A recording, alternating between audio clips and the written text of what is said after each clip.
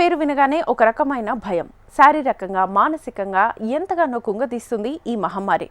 ప్రపంచవ్యాప్తంగా ప్రాణాంతకంగా మారిన క్యాన్సర్ను సమర్థవంతంగా ఎదుర్కొనేందుకు ఇప్పటిదాకా సరైన టీకాలు లేవు. ఈ నేపథ్యంలో క్యాన్సర్ మహమ్మారిపై రామబాణంగా దూసుకొస్తోంది ఎంటరోమిక్స్. రష్యన్ శాస్త్రవేత్తలు తయారు చేసిన ఈ వ్యాక్సిన్ ఇప్పటికే ప్రీ క్లినికల్ ట్రయల్స్ని పూర్తి చేసుకుంది.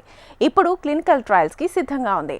ఎప్పటి నుంచో క్యాన్సర్ వ్యాక్సిన్ కోసం ఎదురుచూస్తున్న ప్రపంచానికి రష్యా కారణంగా సరికొత్త ఆశలు చిగురించాయి. ఇంతకీ ఏమిటి ఎంటరోమిక్స్? Watch this. క్యాన్సర్ ప్రాణాంతకంగా మారిన మహమ్మారి ఇది.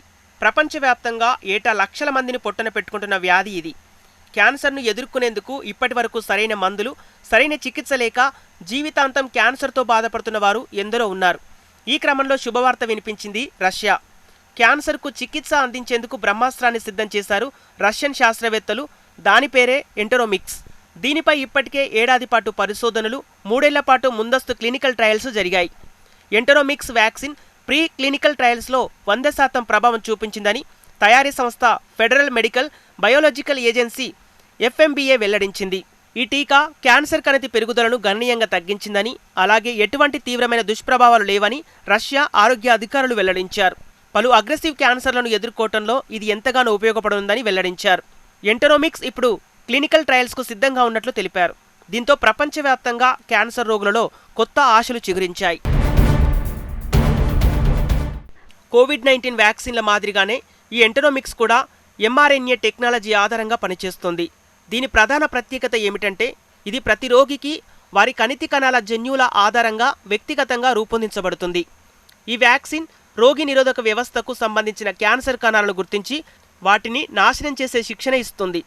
అంకోలిటిక్ పర్సనలైజ్డ్ mRNA పద్ధతుల్లో ఏకకాలంలో ఎంటరోమిక్స్ టీకాను అభివృద్ధి చేసింది రష్యా.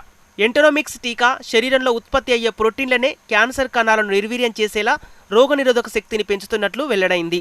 దీన్ని పలుమార్లు తీసుకున్నా శరీరంలో దుష్ప్రభావాలేవీ కనిపించడం లేదని, పైగా అత్యంత ప్రభావవంతంగా పనిచేస్తుందని తెలిపింది.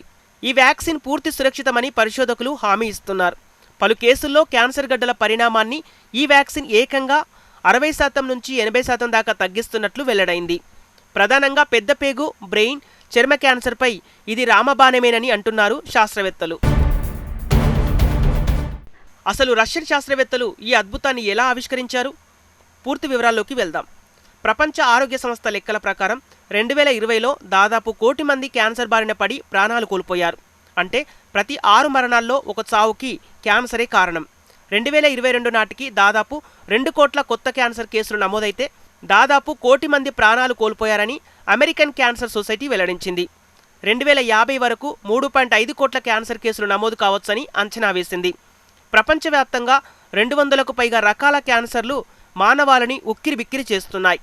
అందులో lung, breast, colorectal, prostate, stomach, blood cancer వంటివి ప్రాణాంతకంగా పరిణమిస్తున్నాయి.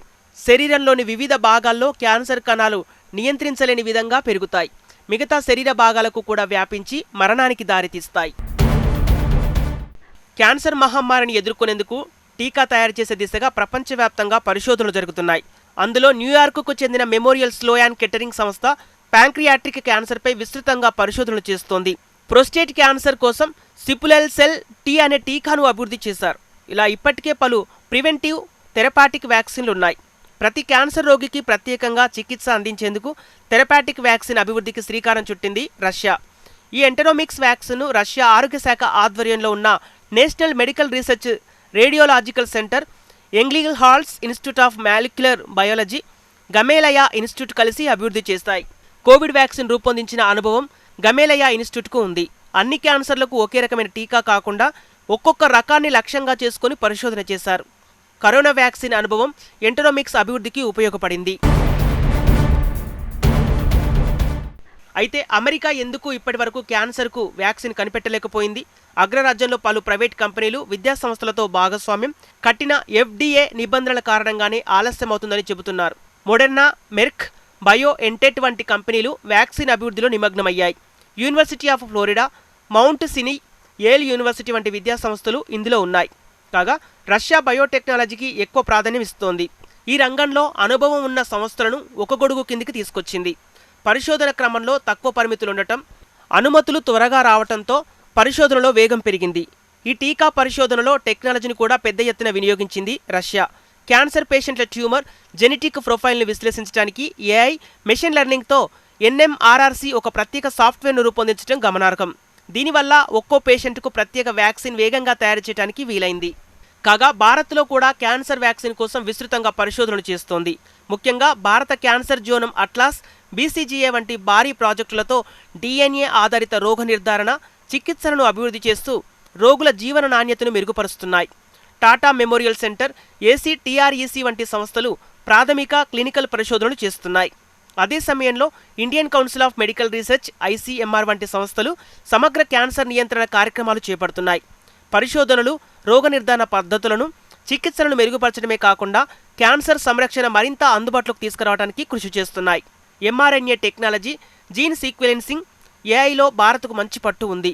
ప్రస్తుతం మహిళల్లో ఎక్కువగా ఉన్న బ్రెస్ట్, ఓరల్, సర్వైకల్ క్యాన్సర్ల కోసం టీకా తయారీలో భారత్ నిమగ్నమైంది.